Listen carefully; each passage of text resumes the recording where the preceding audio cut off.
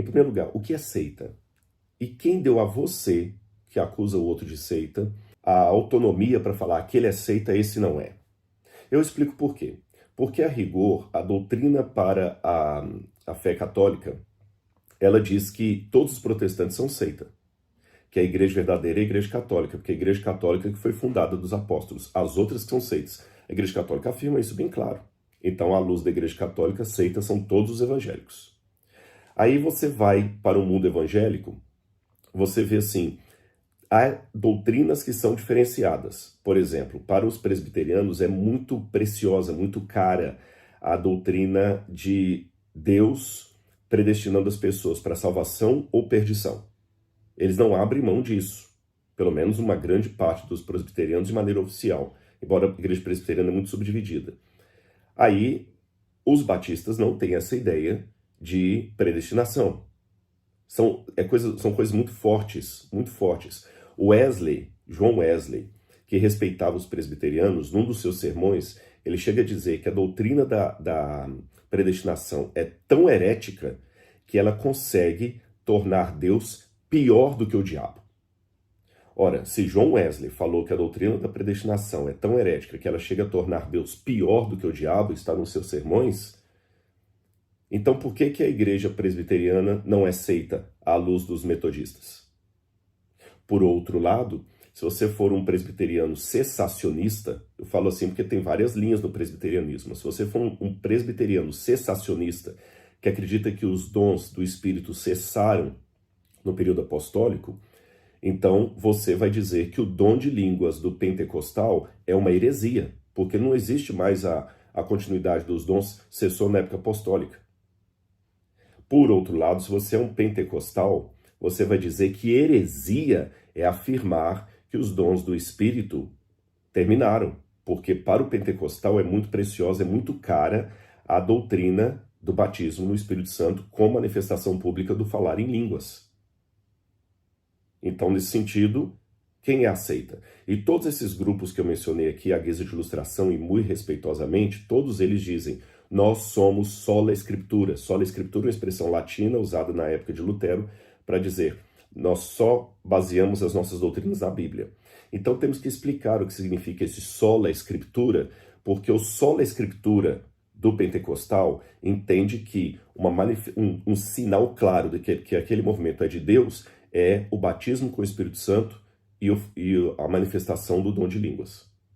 E eles são sola escritura.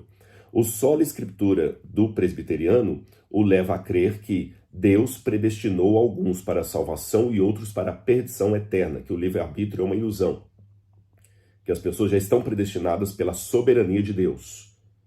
E eles são sola escritura, mas os assembleianos não dizem isso, oficialmente pelo menos. Então, assim, você vê que há, nos movimentos que dizem sola escritura, entendimentos diametralmente opostos da Bíblia.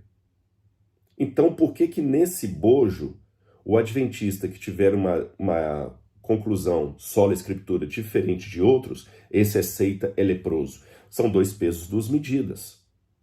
Você percebe? Então, assim, qual que é o critério para chamar o outro de herege? De julgar o outro? Que a Bíblia que eu conheço, isso é sola escritura. Aliás, até já insinuaram na internet que eu não devoro Bíblia, que eu não conheço Bíblia, nada. Bom, tudo bem, mas a Bíblia que dizem que eu não conheço, ela fala: não julgueis para não serdes julgados, porque com a medida que vocês julgarem os outros, vocês serão julgados também. Aquele que chama, ouvistes o que foi dito aos antigos, disse Jesus, não matarás. Eu, porém, vos digo, aquele que chama o seu irmão de tolo, já caiu no erro de matar. Está lá no Sermão do Monte. Então, eu consigo, pelo menos assim, ver a diferença entre o que eu creio, o que creio o assembleiano, o que creio o batista, o presbiteriano, o wesleyano, o metodista, mas eu fico pensando assim, por que eu não posso ter o meu direito de ter uma interpretação diferente de algum irmão desses ramos e ainda assim considerá-lo irmão? Tá certo? Então, essa ferocidade contra os adventistas, eu não sei, por que isso? Por quê? Vamos lá. Será que nós somos seita? Eu vou dizer dois pontos que o pessoal pega muito que somos seita. Um deles é que o aguarda do sábado. Ah, eles guardam o sábado. Estão caducos na lei. Tá, se eu sou seita porque eu guardo o sábado, então o batista do sétimo dia também deveria ser considerado uma seita. E não é. A igreja pentecostal do sétimo dia também deveria ser considerada uma seita, e não é. A Assembleia de Deus do sétimo dia, existe uma igreja Assembleia de Deus que guarda o sábado, também deveria ser considerada seita. A igreja de Deus do sétimo dia e outras mais. Outra acusação. Ah, eles são seita porque eles têm a profetisa Ellen White. E falam cada coisa aí.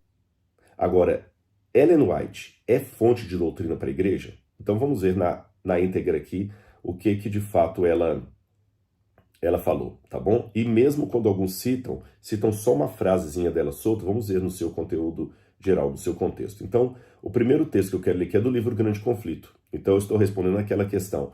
Ellen White pretendeu ser uma Bíblia ao lado da Bíblia, ou um livro superior à Bíblia, ou um comentário oficial da Bíblia, perdão, um comentário inspirado da Bíblia? Vamos lá. Qual deveria ser a fonte de doutrina para os adventistas do sétimo dia ou qualquer grupo religioso? De acordo com Ellen White, ela diz assim, abro aspas, em sua palavra, Deus conferiu aos homens o conhecimento necessário à salvação. As santas escrituras devem ser aceitas como autorizada e infalível revelação de sua vontade. Elas, as escrituras, são a norma do caráter, o revelador das doutrinas, a pedra de toque da experiência religiosa. Tá certo? Então ela deixa bem claro que a fonte devem ser as escrituras. E ela fala, ela vai mais ao contrário, ela fala que o Espírito Santo nunca vai imbuir alguém para achar que a Bíblia se tornou desnecessária. Grande Conflito, página 9 a 11. No livro Primeiros Escritos, página 78, Ellen White diz assim, recomendo-vos, caro leitor, a palavra de Deus como regra de vossa fé e prática. Por essa palavra seremos julgados. Nela Deus prometeu dar visões nos últimos dias, não para uma nova regra de fé, mas para o conforto do seu povo e para corrigir os que se desviam da verdade bíblica. Tá certo? Então ela não fala que é para tomar o lugar da Bíblia Sagrada. Numa carta dela, número 130 de 1901, ela escreveu assim, para alguém lá, o Senhor deseja que estudeis a Bíblia. Ele não deu luz alguma adicional para tomar o lugar da sua santa palavra. Esta luz deve conduzir as mentes à Bíblia, a qual, se for comida e assimilada, é como o sangue que dá vida à alma.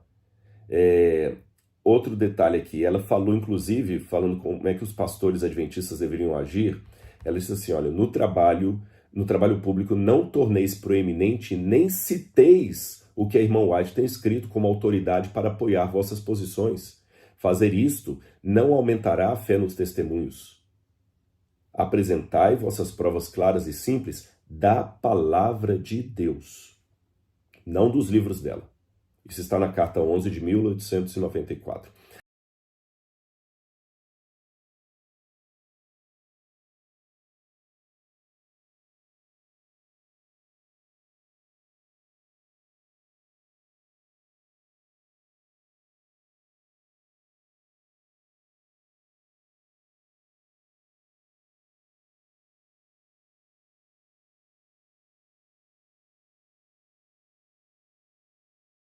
Bom, então já mostrei que Ellen White não tem essa questão de ela falar que os livros dela deveriam estar em pé de igualdade da Bíblia.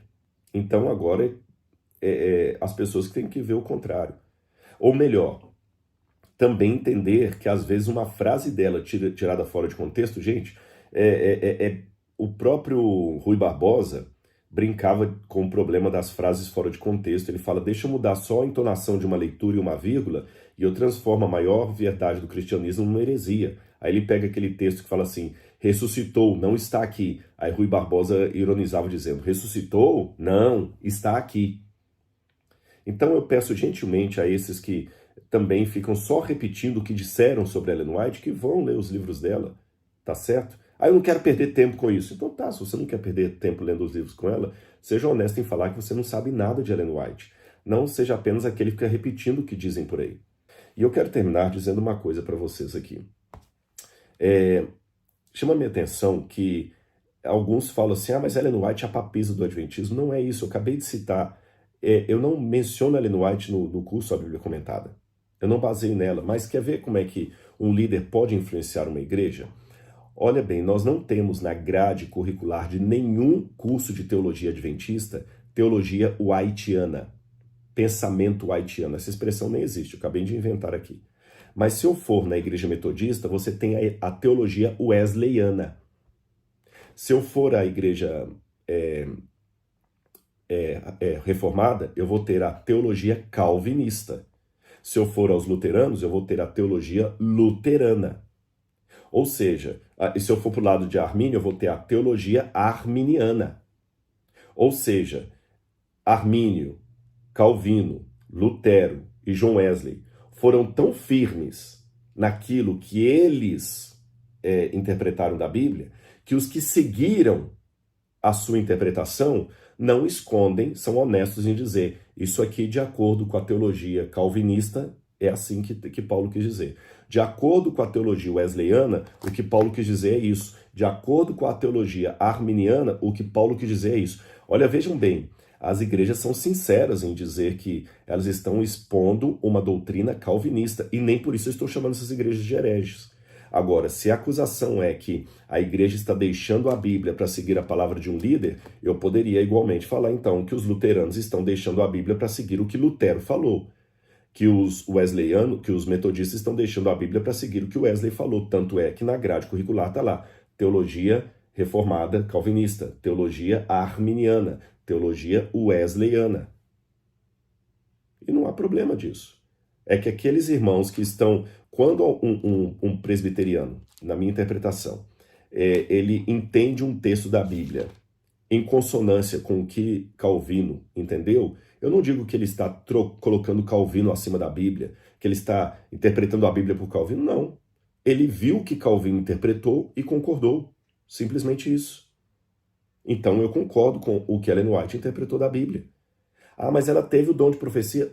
Sim, ela teve o dom de profecia, mas isso aí eu falo, se eu for considerar a igreja adventista herege por causa disso, o que eu faço com a maior parte das igrejas evangélicas do Brasil hoje que tem irmãos com dom de profecia entregando revelação? Tem um monte de irmão aí, quem é evangélico sabe disso. Quantas vezes no culto, Deus não deu uma revelação para o irmão lá? Deus impressionou uma irmã a falar comigo que eu não deveria ir para lá não. O Senhor nos mostrou que era para a gente ir para lá. O Senhor me mostrou. Muitos missionários falam o seguinte, o Senhor mostrou que eu e minha esposa iam fazer um trabalho missionário entre os meninos de rua. O Senhor nos impressionou e o pastor entregou uma profecia lá na igreja que Deus chamou a minha esposa para vender empresa e começar a trabalhar, e nós aceitamos o chamado. Não diz que eles acharam na Bíblia que tinham que fazer isso, não. O pastor teve uma visão e eles foram. Então é só isso, meus irmãos. Agora, eu só não aceito tirarem fora de contexto o que ela falou, afirmarem o que ela não diz e serem panfletários e ruidosos no julgamento. Tá bom? Porque nós devemos amar uns aos outros como Cristo nos amou. É isso que eu quero, amar os meus irmãos. Que Deus abençoe vocês. Eu amo Jesus. Eu entreguei minha vida a Jesus. Eu sou salvo pelo sangue de Jesus derramado na cruz do Calvário. Graça que eu obtenho pela fé. Eu tenho essa convicção. Mas se você acha que o céu que você vai não me cabe porque eu sou um adventista, eu sou seita, eu não sou salvo, eu lamento por você. Mas eu não vou cometer o pecado de julgar você. Porque a Bíblia que eu tenho diz, não julgueis, para não serdes julgados.